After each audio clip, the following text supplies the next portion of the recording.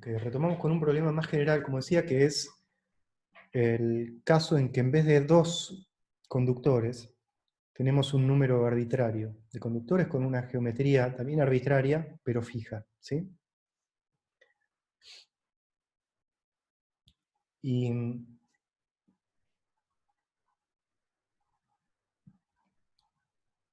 desde ya, les tiro el spoiler, que es lo que vamos a tratar de demostrar o de ver, es que es esa característica de que la diferencia de potencial entre dos conductores está relacionada con las cargas, ¿sí? De manera proporcional, es cierta también para una configuración arbitraria. Ahora, eso es bastante sorprendente, que uno pueda decir algo acerca de, ¿no? de un problema tan general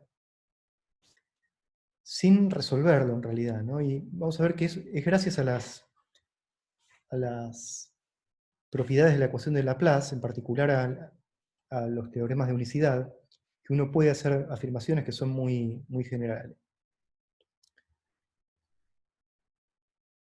Entonces, tenemos un número n de conductores de formas como quieran, ¿sí? Separados. Y lo que vamos a hacer es, primero vamos a cargar uno de los conductores, por ejemplo el conductor J, con una carga Q sub J0, ¿sí? Y al resto los dejamos con carga nula. O sea, solo cargamos uno de ellos. Entonces va a haber un potencial, que lo voy a llamar así, B con el supraíndice J de R, que va a ser la solución de la ecuación de Laplace para ese problema, ¿no? Que es nabla cuadrado de B igual a 0. Con esa condición de contorno, ¿no? Que es carga QJ0 en el conductor J. Esa solución es única, ¿no? Lo sabemos por el segundo teorema que habíamos visto en la clase pasada, que nos decía que si yo conozco las cargas en los conductores y el ρ de R, ¿no? La solución de la ecuación de Laplace está dada y es única. Entonces, como los demás conductores son equipotenciales, dada esa solución, BJ de R, también está bien definido lo que podríamos llamar el potencial de cada uno de los conductores, ¿no? Que sería el valor del potencial en la superficie de cada uno de ellos. Entonces lo vamos a llamar B supra J, que corresponde al caso en que tengo una carga QJ en el conductor J, sub I, para referirme a que estoy hablando de cada uno de los otros conductores. El potencial, por ejemplo, B1 supra J es el potencial en el conductor Q1, perdón, en el conductor 1, debido a que en el conductor J tengo una carga QJ0. ¿Hasta ahí me siguen? Sí. Gracias. Entonces lo que vamos a hacer ahora es mostrar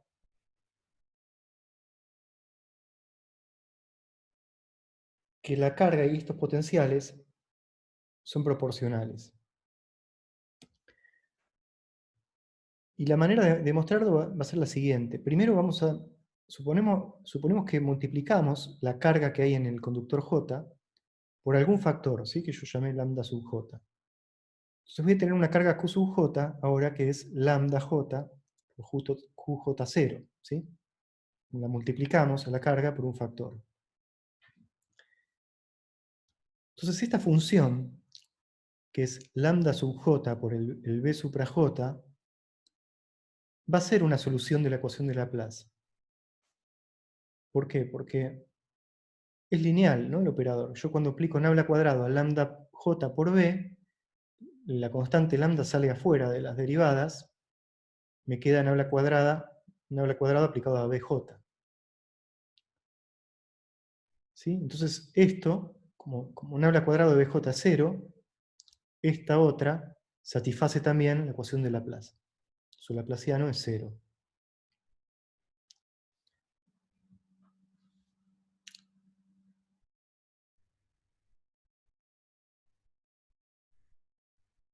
Bien.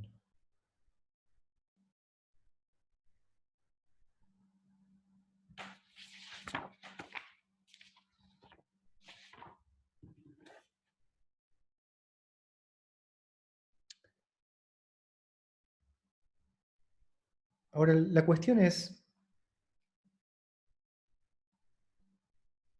perdón, me quedé pensando. Esta función, ¿no?, que está multiplicada por lambda j, satisface la ecuación de Laplace, pero necesitaríamos saber si satisface también las condiciones de contorno del problema. Que en este caso, ¿cuáles son? En este caso estamos dando las cargas, acuérdense. La carga es 0 en todos los conductores, salvo en el conductor J, en donde ahora tengo una carga lambda j por QJ0. Entonces lo que quiero saber es si esta solución de la ecuación de Laplace satisface esas condiciones de contorno. Y la clave es que como la función potencial BJ está multiplicada por el mismo factor, que es lambda sub j, en todos los puntos del espacio, ¿no?, en todos los puntos R, por el mismo factor, entonces el gradiente, las derivadas de esa función también van a estar multiplicadas por lambda j, ¿no? Si tomo el gradiente de lambda j por bj, de nuevo la constante sale afuera y me queda lambda sub j del gradiente de bj.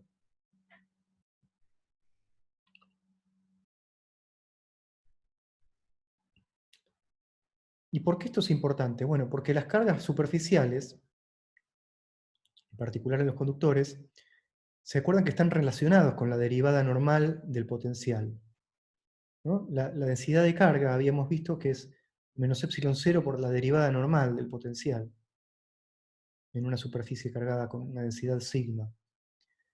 Entonces, para este caso, para este potencial, lambda j por bj, la densidad de carga va a ser menos epsilon 0 por la derivada normal, ¿no?, del potencial lambda por b. Lambda, que es una constante, sale afuera de la derivada, la puedo sacar afuera de todo, me queda lambda sub j por menos epsilon 0 por la derivada del potencial j con respecto a la dirección normal, ¿sí?, que es la densidad de carga original, antes de multiplicar por lambda. Entonces, lo que me está diciendo esto es que en el conductor J, la densidad de carga y por lo tanto la carga están multiplicadas por el factor lambda j. ¿Sí? Entonces QJ es lambda j por QJ0 para esta solución. Y para el resto de los conductores, bueno, como tenían inicialmente carga 0, multiplicarlos por lambda no la cambia, ¿no? Entonces queda 0 también. Entonces este argumento lo que me está diciendo es que esta solución que propusimos, que es lambda sub j por bj, es una solución de la ecuación de Laplace, que además satisface las condiciones de contorno, que en este caso son las cargas de los conductores, ¿sí? QJ es la que tiene que ser, lambda j por QJ0, y las otras Q sub i, para i distinto de j, son todas nulas. Y ahora, como la solución de las ecuaciones de Laplace es única, esta es la solución, ¿sí?, al problema escaleado, en donde multiplicamos la carga QJ por lambda j. Entonces eso está resumido en esta especie de proposición, ¿no? Dada una configuración de conductores descargados, todos ellos, ubicamos una carga QJ0 en el conductor J. Entonces, si el potencial que resulta en el espacio es BJ de R, al alterar la carga por un factor lambda J, ¿sí?, en este conductor, el potencial se multiplica por el mismo factor. Entonces, si QJ0 se multiplica por lambda J, el BJ también se multiplica por lambda J. Y lo que es importante de esto es que, este corolario, ¿no?, que por lo tanto el potencial que está generado por el conductor J es proporcional a la carga que porta, ¿sí?, a la carga QJ. Es decir, que este B supra J es proporcional, por una constante proporcionalidad, a la carga QJ. Ven lo general, ¿no?, de este argumento. Y además,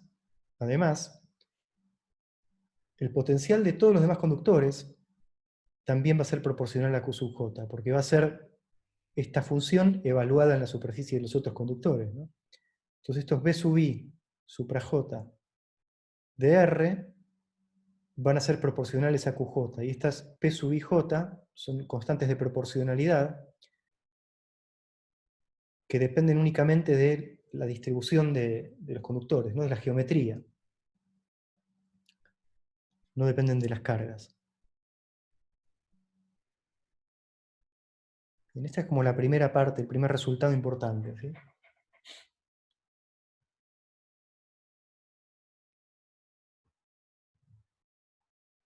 Que me permito volver un segundo al dibujo para hacer un poco de hincapié, ¿no? Entonces, lo que estamos diciendo es que si en algún conductor, ponemos una carga determinada Q, y los otros están descargados, el potencial entre los otros conductores va a ser proporcional a esa carga Q. ¿Sí? Es un resultado súper general y muy fuerte, si lo piensan. Entonces estas constantes, ya lo dijimos, son geométricas. ¿Y qué pasa si ahora cargamos un segundo conductor? El conductor késimo, ¿no?, lo cargamos con una carga Q sub K, que sea lambda sub K por una carga QK0, ¿sí? Mientras los demás están descargados, encontramos, similarmente al argumento de recién, que lambda sub K por BK va a ser una solución a ese problema. Y por superposición, si tenemos cargas en el J y en el K, entonces el potencial es la suma, ¿no? Es lambda sub J por el BJ más lambda sub K por el BK.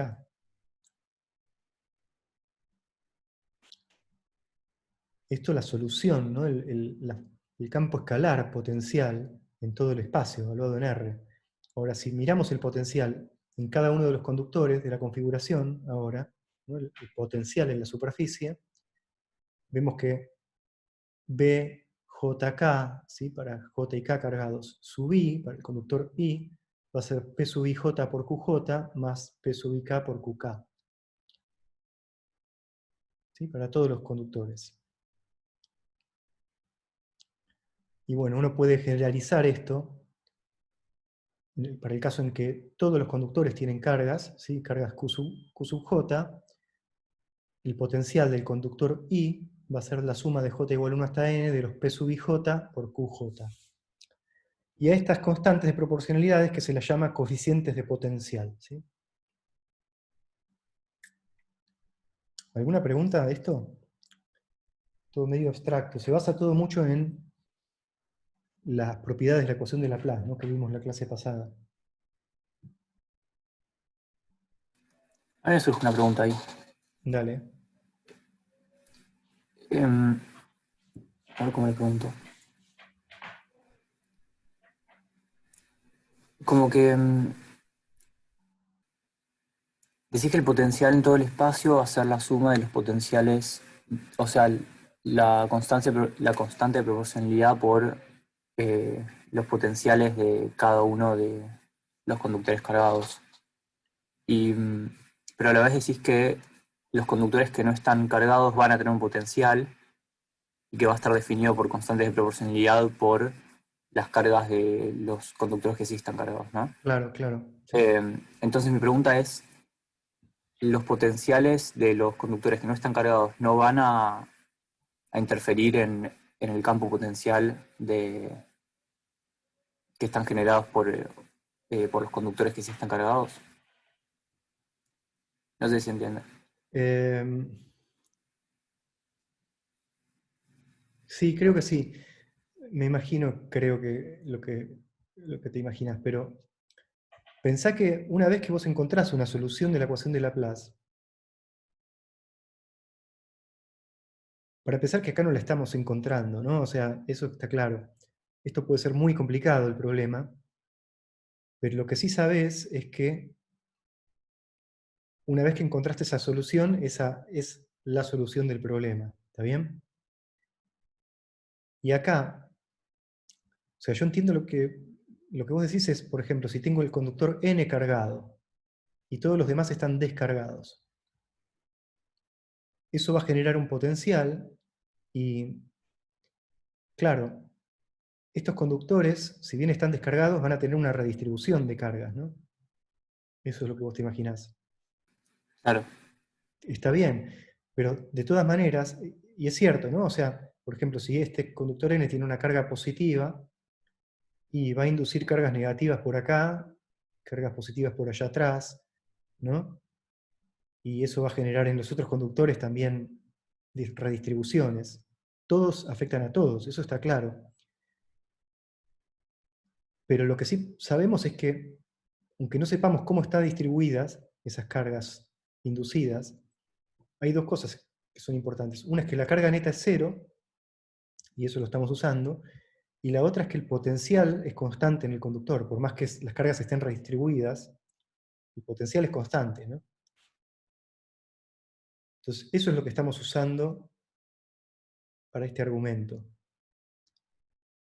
Y en realidad, ese aspecto no lo resolvimos. O sea, fíjate que esto no me está diciendo la sigma de R, por ejemplo, para el conductor 2. Desconozco completamente cómo están, en principio, ¿cómo se dice? Distribuidas las cargas. Lo que sí sé es que el potencial del conductor 2 está dado por esta expresión. Eventualmente, si yo conozco la forma del conductor 2, puedo calcular la densidad de carga usando esta expresión, ¿no? Una vez que calculé el potencial. Pero eso puede ser bastante horrible, ¿no? Si la forma es complicada o si el potencial tiene una forma complicada.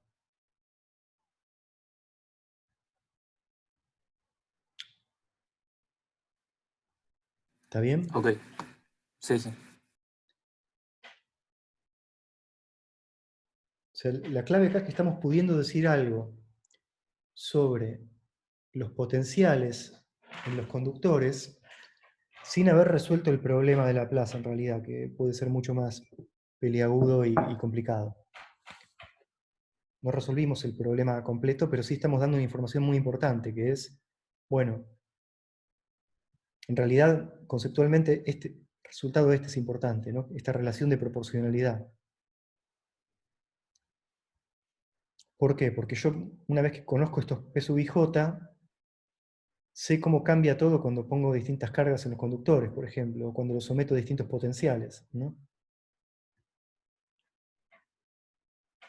O sea, una vez que tengo esto, resolví un montón de problemas en realidad. Claro, Bien, ¿no? A continuación lo que vamos a querer hacer es, en realidad, invertir esta relación. Y porque estamos escribiendo B como función de algo por Q,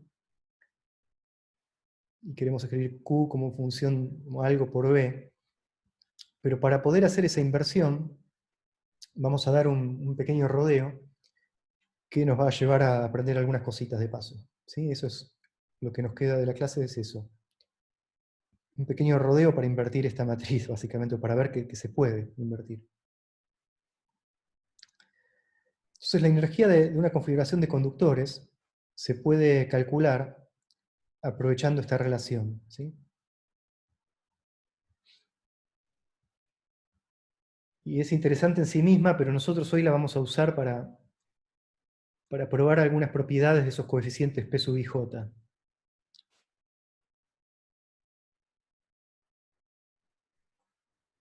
Entonces, por un lado, vimos que la energía de una configuración de cargas, esto lo vimos hace 3 clases, la podíamos escribir de esta manera.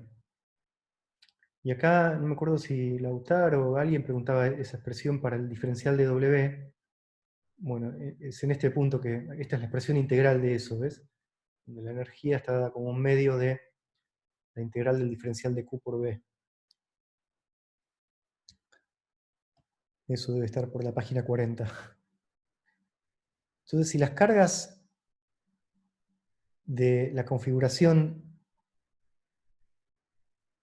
están en estos conductores, lo que tenemos son distribuciones superficiales de carga. O sea, toda la carga, acá tengo una integral en volumen, ¿no? Toda la carga, en realidad, mi problema está confinada en las superficies de los conductores que tenemos. Entonces tenemos densidades superficiales de carga sigma sub i, y estos diferencial de Q en realidad son sigma por el diferencial de superficie. Entonces puedo escribir la ecuación 1 como un medio por la integral de superficie de el diferencial de S por sigma en Ri por el potencial, perdón, en R', por el potencial evaluado en R'. ¿Sí? La superficie esta, de integración, en realidad puede ser una unión del conjunto de todas las superficies que componen los conductores, ¿no? Una unión de los S sub i. O sea que acá tengo varias integrales, una por cada conductor, en realidad. Entonces podríamos escribirlo así, ¿no? Un medio de la suma sobre todos los conductores, de la integral sobre la superficie S sub i, del diferencial de S por sigma sub i en R', por el potencial en R'.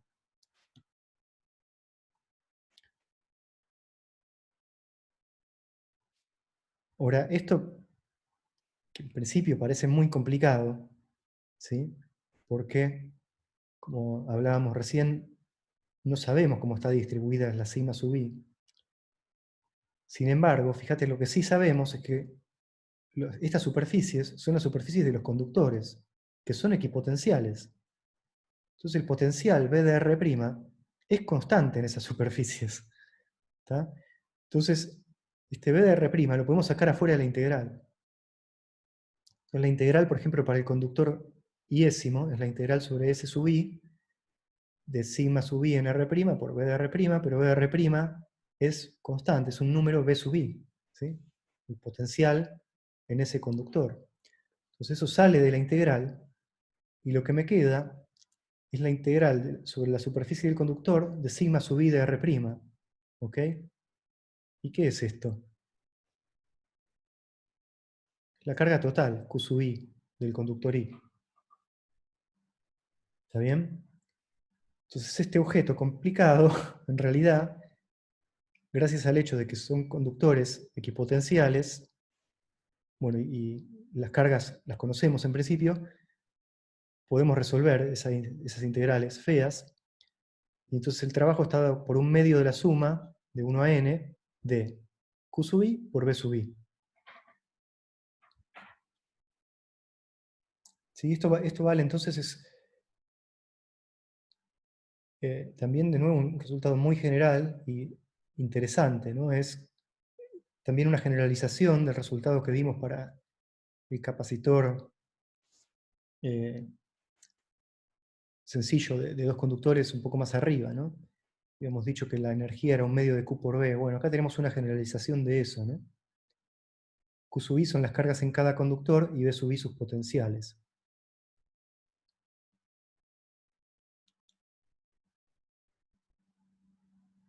Entonces, si recuerdan, más arriba, lo que habíamos visto es que gracias a que Q y B, para dos conductores, Q y B están relacionadas por la capacidad, uno podía reescribir estas cosas en función de la capacidad, ¿no? Ahora tenemos muchos conductores con distintas cargas y distintos potenciales en principio. Entonces lo que vamos a hacer es generalizar esas relaciones. Y la manera de hacerlo es combinar esta ecuación con la expresión para el potencial que habíamos obtenido en la página anterior, ¿no? El potencial, dijimos, está dado por los coeficientes de potencial por la suma de P sub i j por QJ.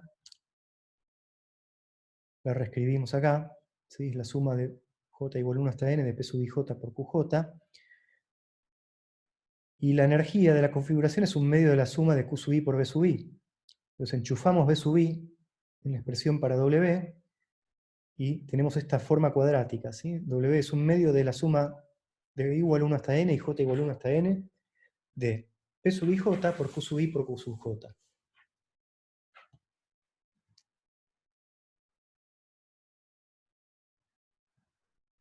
Entonces ahora sí vamos a usar esta expresión que es súper general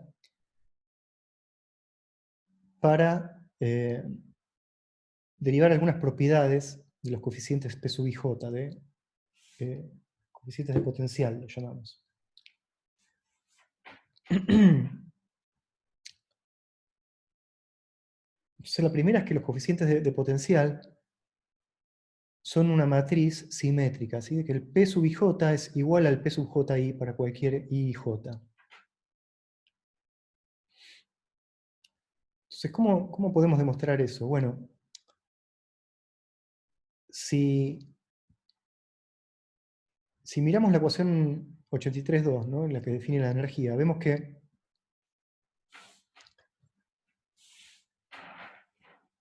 esto es una forma que depende ¿no? En forma cuadrática de los Q y J, pero en principio es una función, ¿no? De Q1 hasta Qn, de las cargas. Porque los otros P sub i j son constantes. Entonces, si yo varío todas las cargas en un diferencial, la variación en la energía, el diferencial de W, va a estar dado por esta suma, ¿no? La derivada de W con respecto a Q1 por la variación diferencial de Q1, más la derivada de W con respecto a Q2 por el diferencial de Q2, y así hasta Qn. En particular, si solo incrementamos la carga Q sub L del conductor L, y el resto no las variamos, de manera que el diferencial de Q sub J es 0 para todo el resto, entonces el diferencial de W va a ser la derivada de W con respecto a QL por el diferencial de QL. ¿Está bien?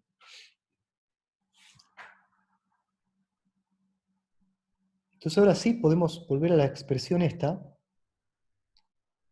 y derivarla, ¿sí? Para obtener este factor. Entonces, la derivada de W con respecto a QL es un medio de la doble suma por el P sub ij, ¿no? La derivada pasa de largo por las sumas y por las constantes y viene a derivar este producto, ¿no? De Q sub i por Q sub j.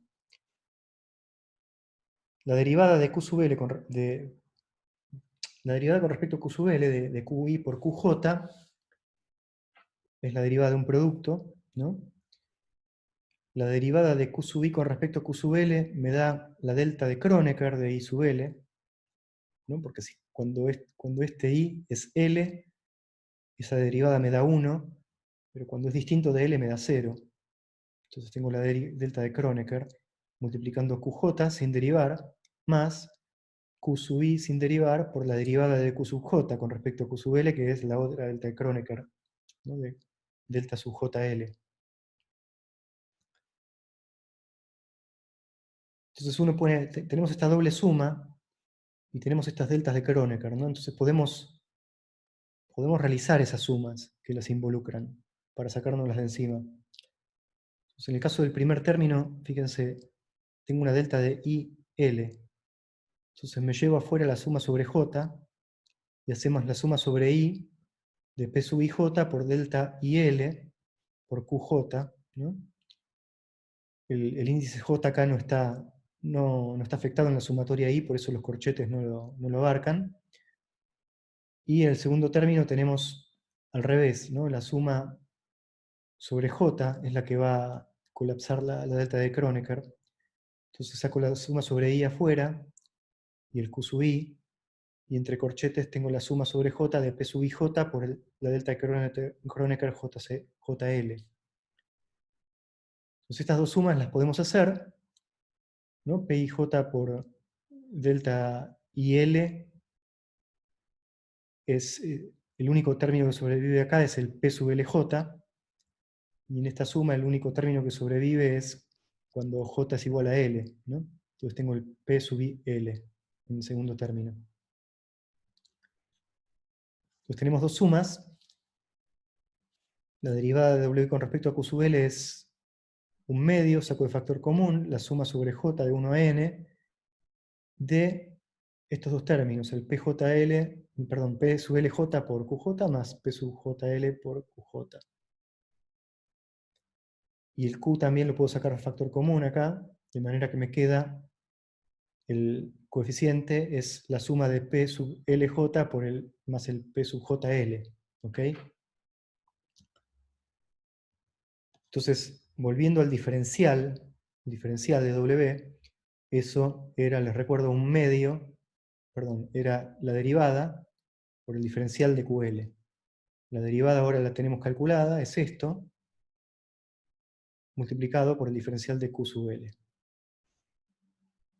Entonces, por un lado tenemos este resultado, pero por otro lado, uno podría calcular también este incremento de energía como el trabajo necesario para traer desde el infinito el elemento de carga diferencial de QL que queremos agregar en el conductor L. ¿Tá? Y eso lo tenemos que hacer llevar hasta el potencial V sub L. Entonces el cambio de energía cuando hacemos esto, el diferencial de W, va a ser diferencial de Q sub L por V sub L. Donde V sub L es el potencial del conductor L. ¿Sí? Entonces, usando la expresión para el potencial, que está allá arriba, V sub L es la suma de P sub LJ por Q sub J, lo enchufamos acá, y tenemos esta expresión para el diferencial de W, que es... Me llama una llamada de spam, tengo. Gracias. Em,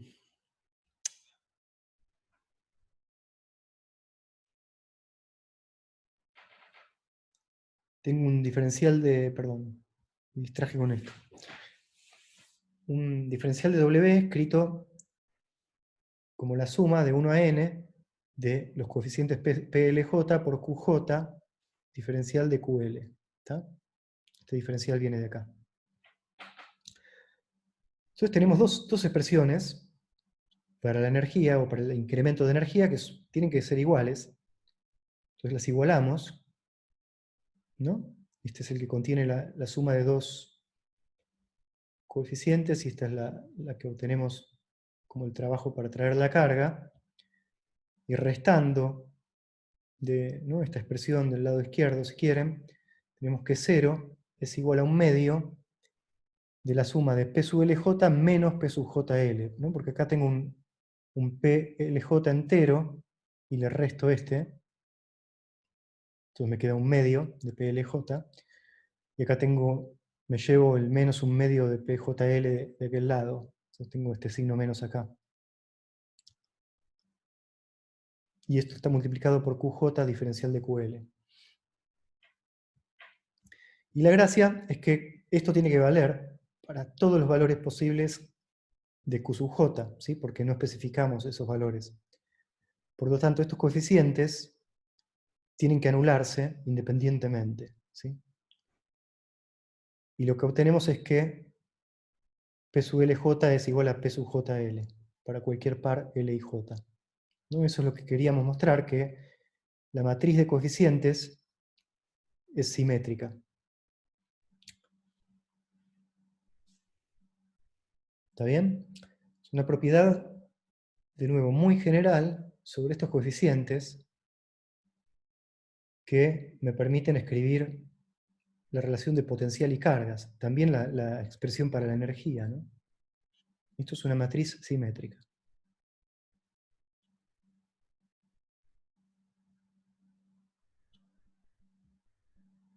Ah, mira. Esta quedó al revés. Eh, ahí va. Igual no tiene mucho.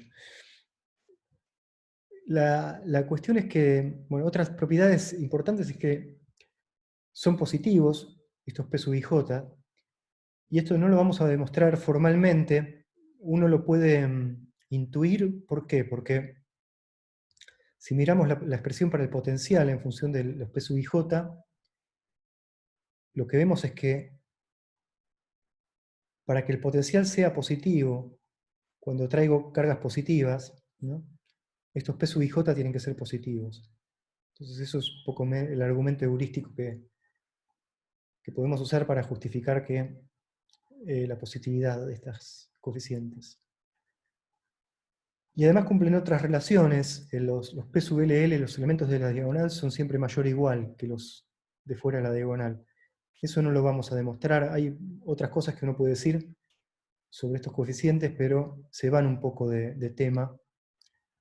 Entonces, lo que voy a hacer es primero dar un ejemplo de cómo uno puede usar estos resultados. Y después vamos a terminar redondeando con lo que era nuestro objetivo, que era invertir esa matriz que les decía.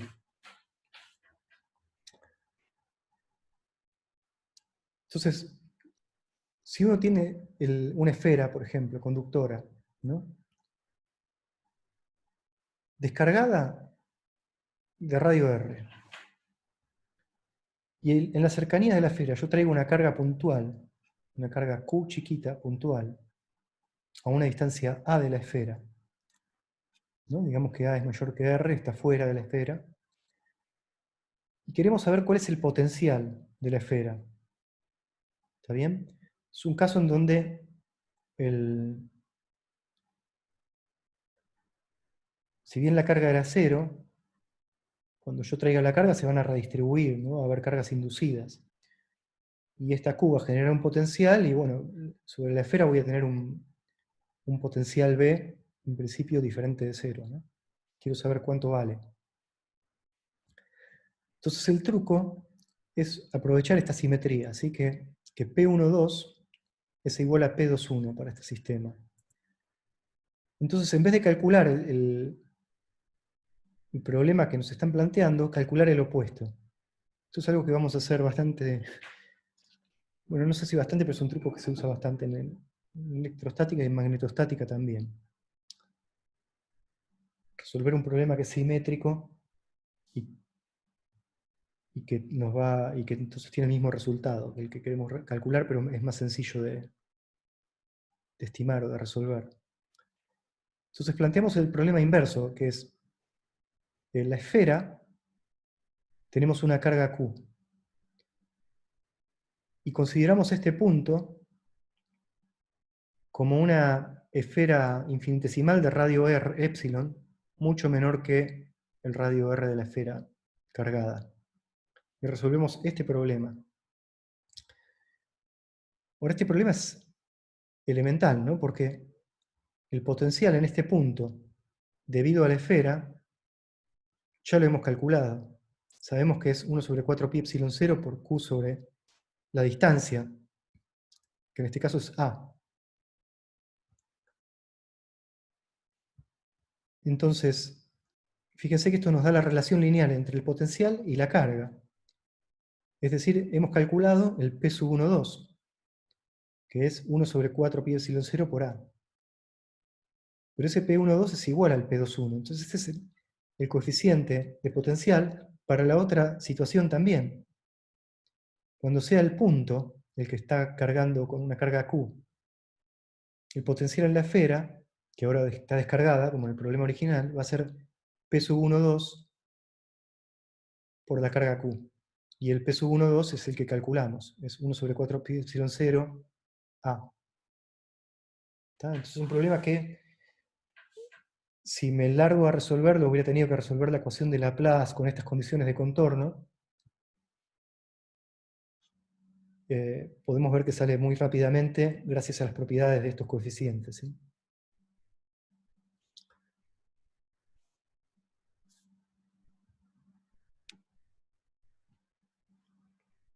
Bien, entonces, para terminar, la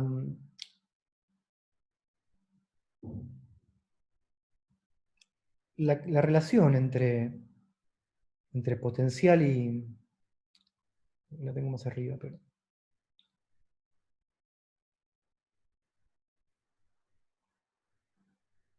Esta relación entre el potencial y las cargas, ¿sí?, con los coeficientes de potencial P sub ij, uno la puede expresar matricialmente, ¿no?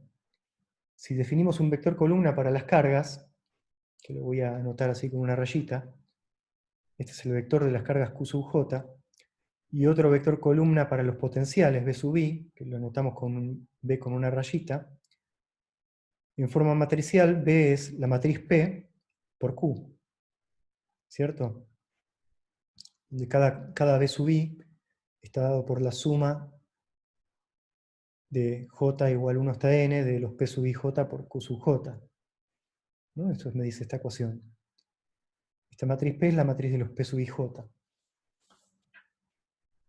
Entonces esta matriz la podemos invertir, es simétrica y definida positiva, y encontramos una matriz, entonces una matriz C, que es la inversa de la matriz P, de coeficientes C sub I J, de modo que Q va a ser igual a C por B.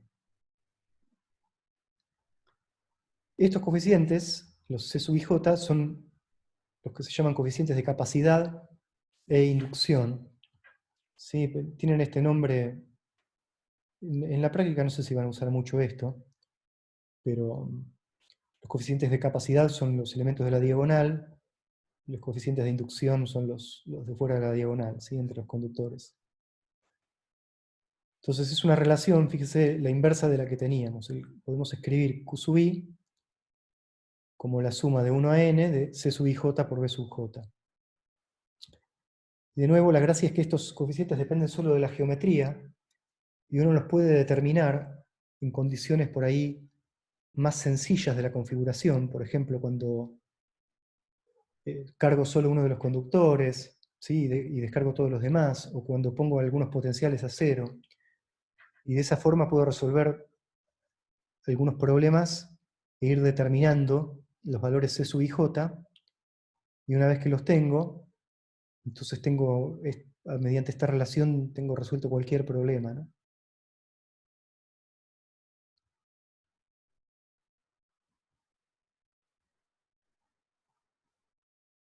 Bien. Yo creo que podemos parar acá. Esto que queda, este pedacito que queda es un poco de álgebra lineal, y básicamente es un recordatorio que tenemos una matriz. Esperen un segundito, que veo que estaba en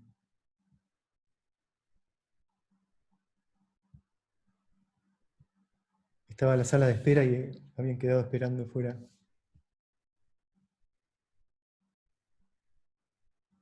Gabriela y Matías, ahí están.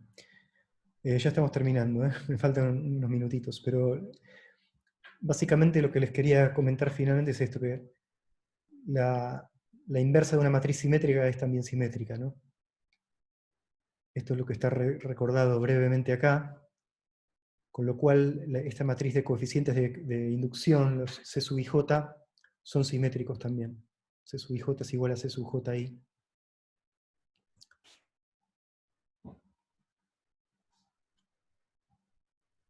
Bueno, con esto estaríamos terminando. Así que, si quieren, tenemos unos minutos para preguntas antes de que empiece la práctica, o pueden descansar si quieren, o prefieran.